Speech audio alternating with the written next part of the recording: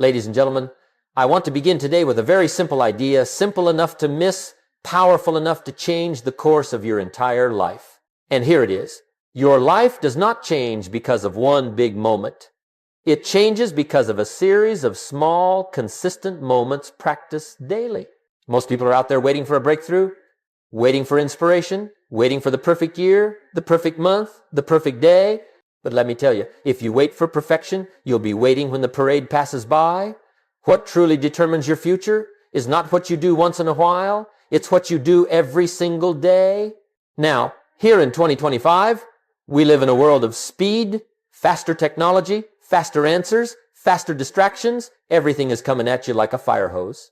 But I can promise you this, while the world changes its gadgets, the principles of success have not changed at all. The same ideas that worked 50 years ago still work today. And one of the greatest ideas I ever learned was the power of a daily routine. Not a routine for punishment, not a routine for pressure, but a routine that builds your future 1 hour at a time. You see, when you give 1 hour a day to your personal development, you're not just filling a schedule, you're building a person. You're shaping character. You're refining thinking. You're designing a destiny. And if you'll stay with me today, I want to show you a routine so simple you might doubt its power, and yet so effective you'll wonder why you didn't start it sooner. Because here's the truth. You don't have to change your entire life in one day, but you can change the direction of your life in 1 hour. So today, let's explore this idea together. Let's look at how 1 hour divided wisely, practiced faithfully, can become the foundation for every achievement you seek. And once you understand it, once you decide to live it, you'll never again ask, will things change for me? Instead, you'll say, I'm changing for them. And that, my friends, is where the true power begins. Now, let's talk about one of the great misunderstandings of personal development. People often say, Jim, I just need more motivation. But let me tell you something important. Motivation is a spark, but consistency is the fire. Motivation feels good. Oh, it feels wonderful. It moves your emotions. It stirs up your hopes, but it doesn't last. You can wake up inspired at 7 a.m., and by noon, the world has given you 10 reasons to forget what you were inspired about. Motivation is a moment. Consistency is a decision. Most people think their problem is lack of motivation. It's not. Their real problem is that they haven't made the kind of decision that demands consistency. When you make a real decision, everything changes. A real decision says, I'm going to do this whether I feel like it or not. Because let me assure you, feelings are unreliable partners. Some days you feel strong, some days you don't. Some days you feel optimistic, some days you drag your feet. But discipline doesn't ask the mood, it asks the mission. Consistency works differently. Consistency says, I keep the promise, I keep the routine, I keep the hour. And when you keep the hour, something extraordinary begins to happen. You start to trust yourself. And when you trust yourself, you start to move differently, think differently, live differently. You see, self-trust is the real engine of transformation. Now, here's what I discovered. People fail not because they set the wrong goals, but because they fail to set the right rhythm. And rhythm is built by repetition, not inspiration. The world is filled with people who were motivated last week but didn't do anything today. And the world is changed by people who simply showed up even on the days they didn't feel like it. When you become consistent, you gain an advantage. Not because you're smarter, not because you're more talented, but because consistency compounds. Small steps taken daily become big steps taken annually. A little progress every day becomes a lot of progress over time. Motivation might get you started, but consistency keeps you in the game long enough to win. So if there's one shift I want you to make today, it's this. Stop asking for more motivation. Start asking for more structure. Because structure creates rhythm, and rhythm creates results. And that's why, in the next part of our lesson, we're going to talk about something that affects all of us. The modern trap that keeps most people from becoming the person they're capable of. Now let's move to a problem that almost everyone in this modern age is facing, and many don't even realize it. You know, years ago, people used to be busy because they were building something, building a business, building a family, building a farm, building a future. Today, most people are busy because they're distracted. And here's the strangest thing. We live in a time with more tools than ever before, yet fewer people feel in control of their lives. I call this the great modern trap. People are too busy to ever become better. Let me explain. You wake up in the morning, and before your feet hit the floor, your phone has already given you 20 reasons to forget your priorities. Messages, notifications, updates, alerts, every one of them asking for immediate attention but offering no long-term return. The world has become very loud, and in all that noise, it's easy to lose your direction. You see, it used to be that distraction knocked on the door. Today, distraction lives inside your pocket. And if you're not careful, you'll spend your entire day reacting to messages, reacting to problems, reacting to other people's emergencies. And by the time the day ends, you're exhausted, but you didn't grow. Busy, but not better. Active, but not advancing. Let me give you a principle that changed everything for me. A day spent in reaction is a day surrendered to someone else's priorities. Most people don't design their life, they defend their schedule. They don't plan the day, they survive it. They put out fires they didn't start and fight battles that aren't even theirs. And as the years pass, they wonder why they feel stuck, why things aren't changing, why progress feels slow. It's because improvement requires intention, and intention needs time, and time will never appear. You must reserve it. Modern life has convinced many people that they don't have time. But let me tell you, it's not a time problem, it's a priority problem. Everybody has the same 24 hours. The difference is not the hours, it's the arrangement. The truth is, if you don't claim at least a part of your day for your own growth, the world will claim all of it for its own agenda. That's why we need a daily routine, a simple, structured hour that belongs to you, guarded by you, invested by you. Because if you don't protect your hour, the world will happily steal it. And that is exactly why the next principle I want to introduce is so important. It's the foundation behind the entire routine, the idea that gives 1 hour the power to transform your future.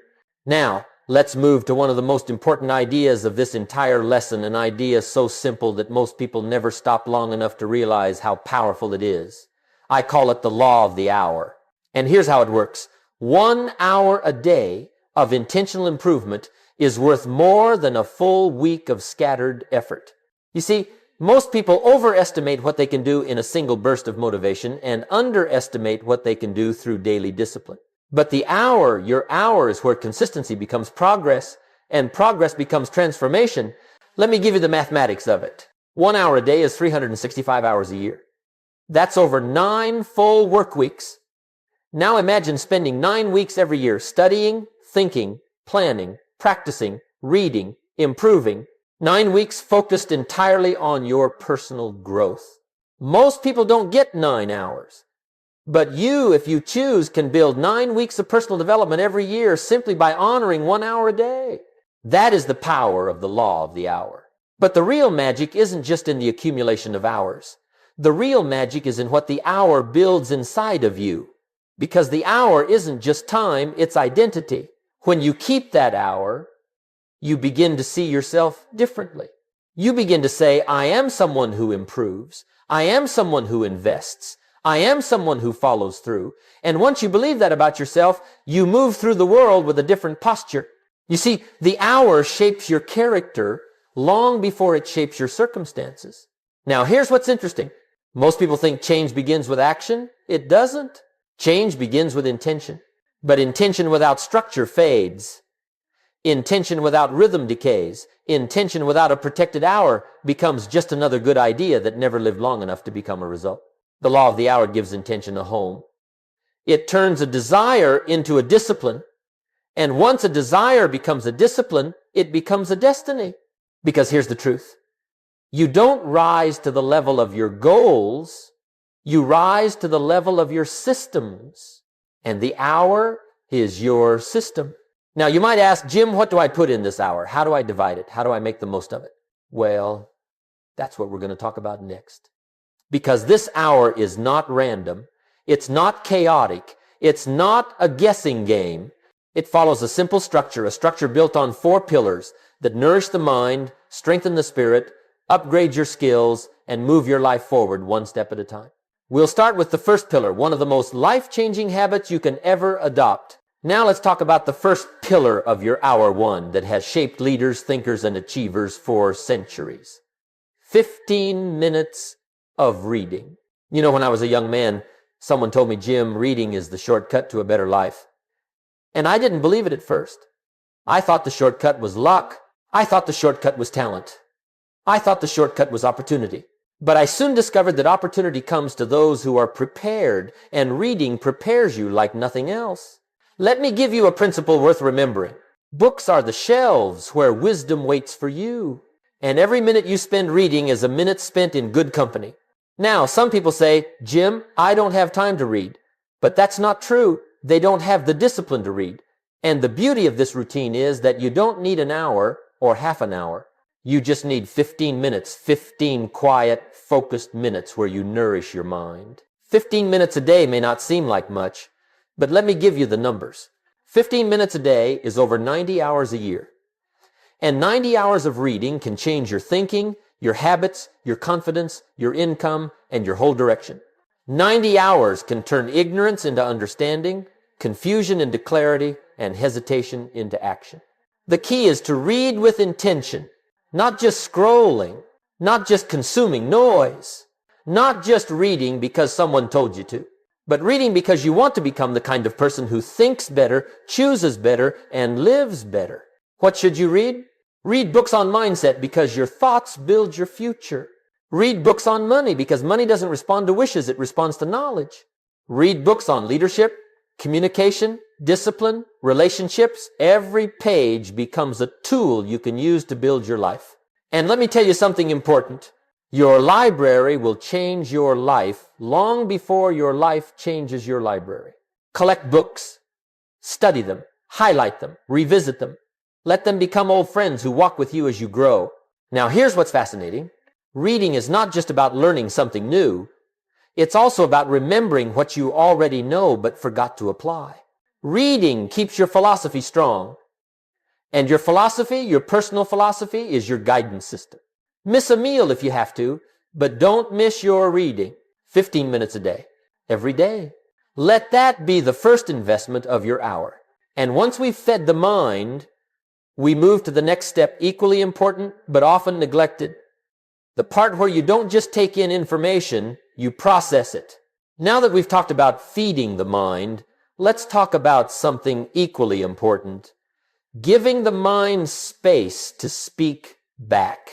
And that brings us to the second pillar of your hour, 15 minutes of reflection. You know, we live in a world where people are drowning in information but starving for wisdom. They read, they scroll, they listen, they consume, but they rarely stop long enough to think.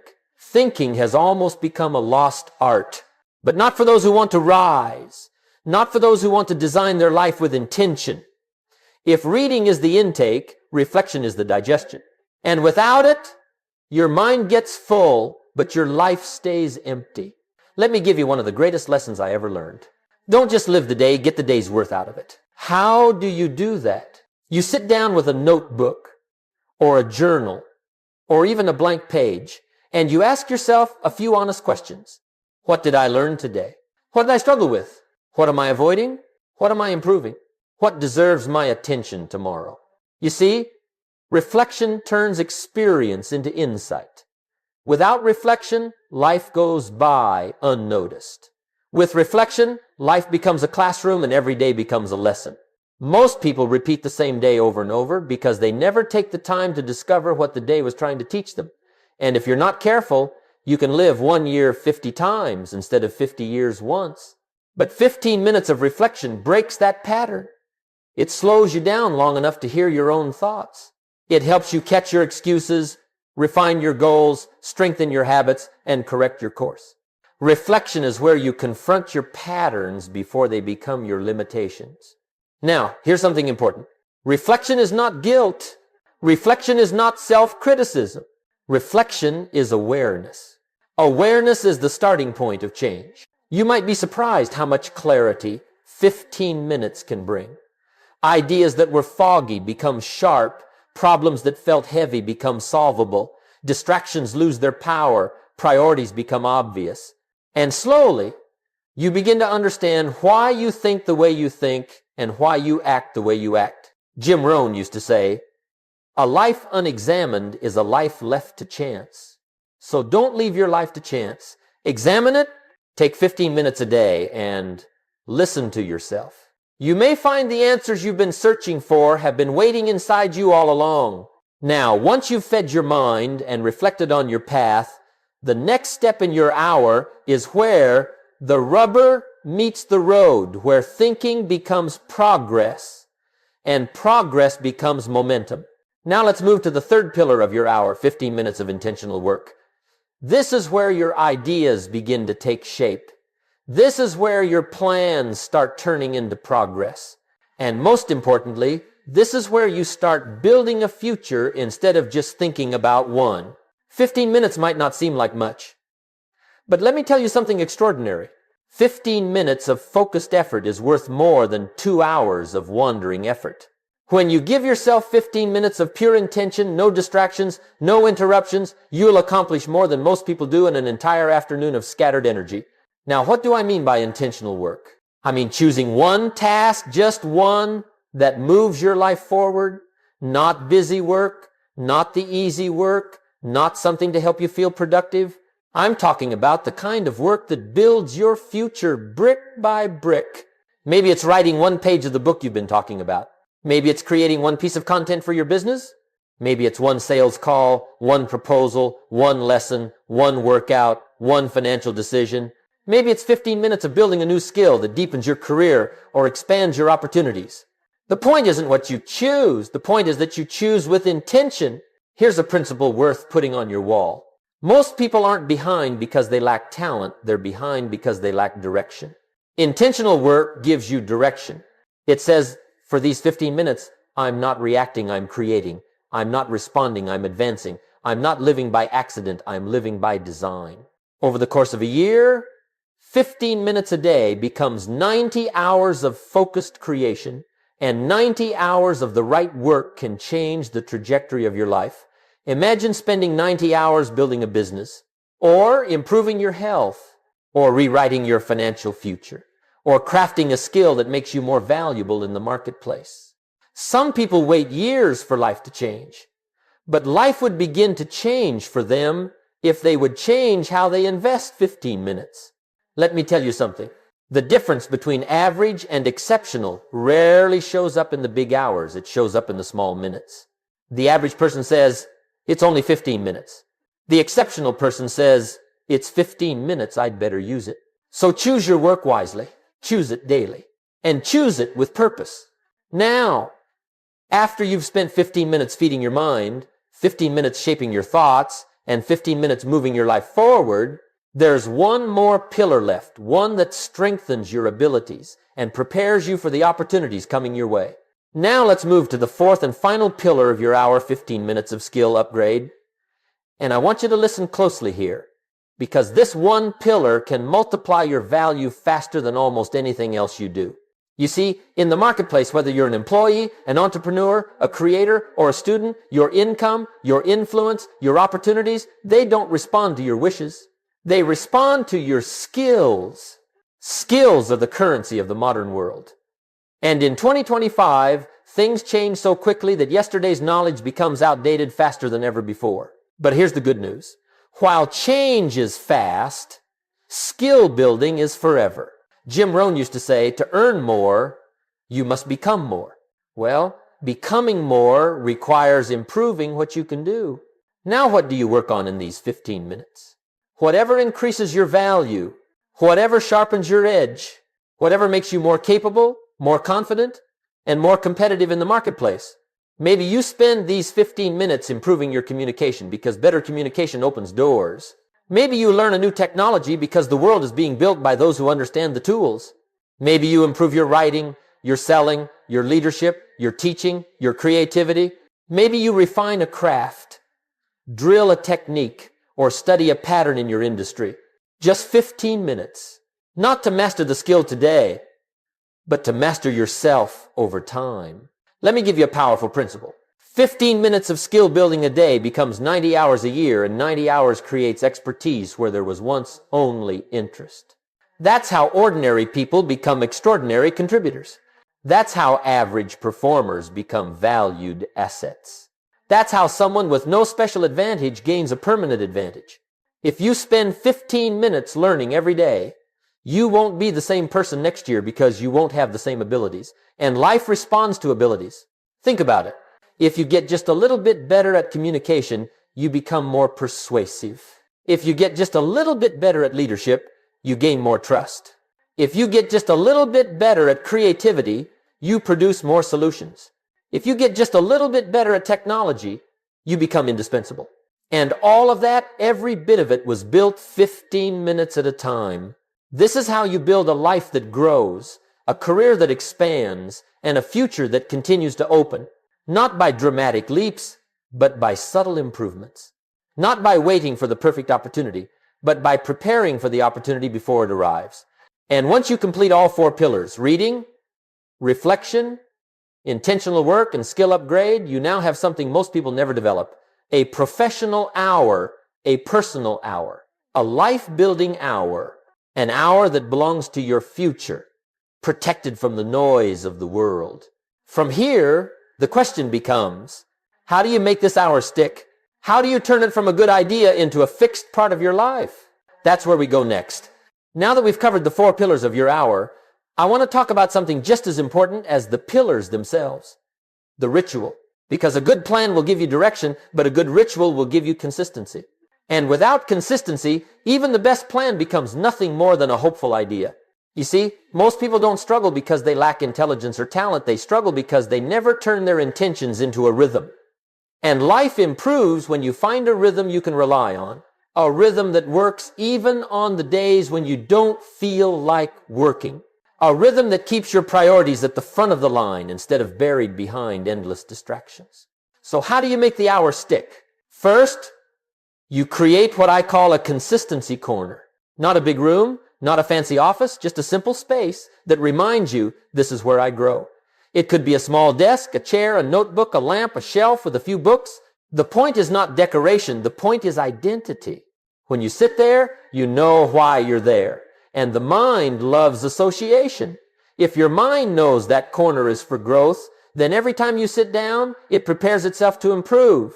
Second, you attach the hour to something immovable. Don't let it float in your day like a loose balloon. Attach it to a fixed moment. Maybe it's the first hour after waking, before the world asks anything of you. Maybe it's the hour right before bed, when the noise is quieted.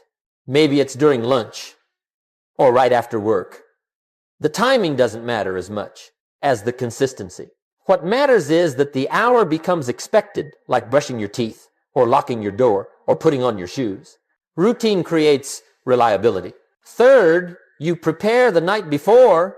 If you wait until morning to decide what your hour will look like, the world will make that decision for you. So the night before, set out your book, open your journal to a blank page, choose your one intentional task, decide your 15-minute skill. When you begin the hour, don't think just start. Preparation removes negotiation. Negotiation kills consistency. Fourth, keep the ritual simple. If you make it complicated, you won't keep it. If you make it rigid, you won't enjoy it. If you make it heavy, you won't return to it. The hour should feel like a gift, not a burden. A privilege, not pressure. A moment that says, this time belongs to me, and I'm going to use it to build something valuable. And finally, make a promise to yourself, I don't negotiate with the hour. You can adjust the time, but not the commitment. You can change the location, but not the intention. You can rearrange the day, but you must protect the hour. Because here's the truth. Discipline is easier when the decision is already made. If you wake up every day deciding whether to do your hour, you'll lose half the battle. But if the hour is a non-negotiable part of your identity, you won't have to decide. You'll simply follow through. And once the hour becomes a habit, something wonderful begins to happen. You don't just get through your days anymore. You start to design them. You don't just respond to life. You begin to direct it. And that is the foundation of what we'll talk about next. How to measure your progress so the hour becomes even more powerful over time. Now, once you've built a daily hour, the next question is this. How do you know it's working? Because here's something important. Progress is not always loud. Growth does not always announce itself. In fact, some of the greatest changes in your life happen quietly underneath the surface long before the results become visible. And if you're not careful, you might mistake silence for failure. This is why we need the weekly review. The weekly review is your chance to stop, take a breath, and measure the invisible progress that's been forming day by day. It's a chance to gather the small victories, the subtle improvements, the shifts in thinking that you may have overlooked while you were busy with life. Without this review, you might talk yourself out of your own success before it ever arrives. Jim Rohn used to say, "Don't let a week go by without checking the scoreboard. Because if you don't measure your progress, you won't protect it." So how do you conduct a weekly review? It's simple, not easy, but simple. First, find a quiet moment at the end of the week.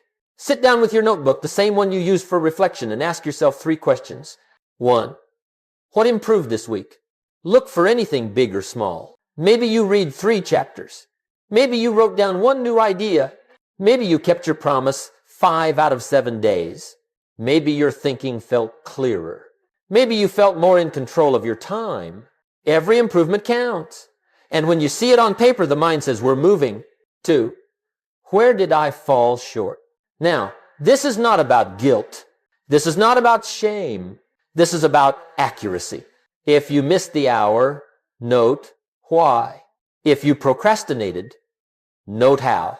If you drifted, note when. Because you cannot correct what you refuse to confront. Awareness creates adjustments. Adjustments create improvement. 3. What 1 thing do I need to improve next week? Not 5 things. Not 10 things. 1, maybe you want to wake up 15 minutes earlier. Maybe you want to reduce phone distractions. Maybe you want to choose a clearer task for your intentional work. Maybe you want to study a more challenging skill. 1 improvement each week becomes 52 improvements a year. That kind of momentum makes the extraordinary possible. Now here's the real magic of the weekly review. It builds self-trust. Every time you see your progress written down, you say to yourself, I'm doing it. I'm actually doing it. And that belief is priceless. When a person believes in themselves, the whole world begins to respond differently. Most people abandon their goals not because they failed, but because they never measured the ways they were actually succeeding. The weekly review prevents that. It keeps you encouraged, corrected, aligned, and accountable. It keeps your hour purposeful instead of mechanical. It keeps your growth intentional instead of accidental. And once you learn to measure each week, there's a natural next step, the monthly reset. This is where you begin not only to measure your progress, but to redesign your next chapter. Now that we've covered how to measure your progress each week, let's take an even bigger step, the monthly reset. If the weekly review keeps you aligned, the monthly reset keeps you advancing. One looks at the days you lived, the other looks at the life you're building. Jim Rohn used to say, don't start the month until you've finished it on paper. And that phrase changed everything for me, because most people wander into a new month with no strategy, no clarity, no direction. They hope the next month treats them better than the last. But hope is not a strategy. Hope must be partnered with design. The monthly reset is your moment to sit down and say, where am I going? It's your personal board meeting. Your opportunity to recenter your mission. Here's how it works. First, review the entire month. Open your notebook and walk through your weekly reviews. Look for patterns, both good and bad. Where were you consistent? Where did you drift? What skills did you improve? What tasks actually moved your life forward? If a month passes with no insight, improvement becomes accidental. But if every month ends with understanding, improvement becomes inevitable. Second, choose what you're continuing. Success isn't only about adding, it's also about repeating. What worked this month? What habits helped you grow? What routines brought clarity? These must continue. Success loves repetition. Third, choose what you're eliminating. Some habits drain your energy. Some tasks waste your time. Some patterns pull you off course. If you don't eliminate what weakens your hour, your hour will eventually collapse under the weight of old behaviors. And fourth, choose one new focus for the next month. Maybe a new book, maybe a new skill, maybe a new project, maybe a new financial discipline. Just one thing, simple, clear, measurable. 12 months, 12 focal points. That's how you create a year of transformation. A month designed on paper becomes a month lived with purpose. And once you begin designing your months, something powerful happens. Your life stops running you. You start running it. Now let's talk about something truly extraordinary, the compounding effect. You see, the beauty of small disciplines is that they don't stay small. 1 hour a day seems insignificant in the moment, but profoundly significant over time. Let me give you the truth. Nothing compounds faster than consistency. 1 day of reading changes very little, but a year of reading can change your thinking. 1 day of reflection feels quiet, but a year of reflection gives you wisdom. 1 day of intentional work produces a small result, but a year of intentional work builds a business, a body, a craft, a future. 1 day of upgrading your skill feels slow, but a year makes you more valuable than most people in your field. Consistency is the great multiplier. It turns minutes into mastery. It turns small efforts into large transformations. It turns ordinary people into exceptional contributors. Here's the principle. Success doesn't respond to intensity. It responds to consistency. A burst of effort creates excitement, but daily effort creates excellence. And excellence is what the world rewards financially, professionally, relationally, spiritually.